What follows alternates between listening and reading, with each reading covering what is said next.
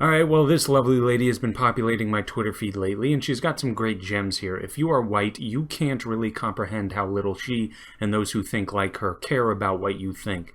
And it must be devastating to learn decades into your life that your opinion, passive-aggressive behavior, and silent backstabbing has no teeth. So, in case you weren't aware, we have this Sarah Rao, I think that's how you pronounce it.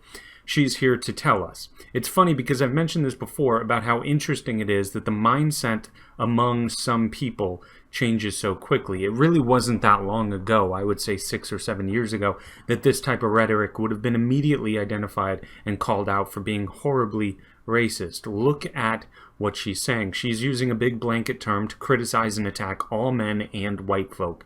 That encompasses at least, 240 million people in the US.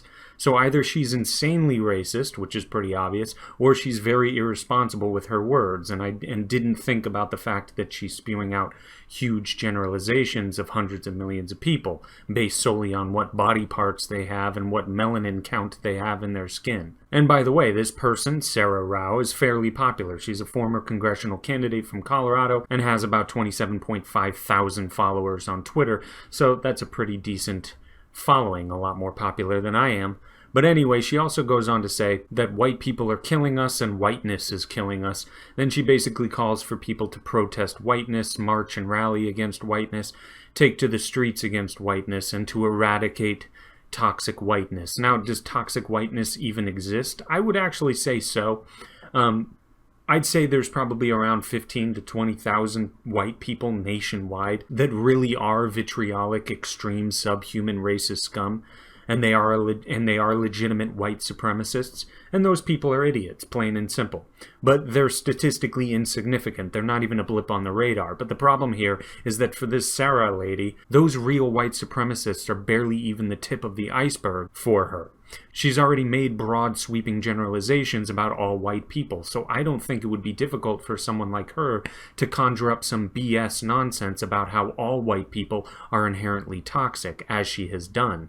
And then what would she want us to do about it? Well, she would want us to eradicate it. That sounds a bit psychotic to me. And even to those white people who would side with someone like her, always remember you are second class to her. You will always be looked down upon, and you will always be viewed with a condescending perspective, and you should be grateful someone like her would even take you on as an ally, as again, by merely being white, you are inherently a part of this toxic problem. If she doesn't have a superiority complex based on her race, then I don't know who does. And by the way, having a superiority complex because of your race, that's called being a supremacist.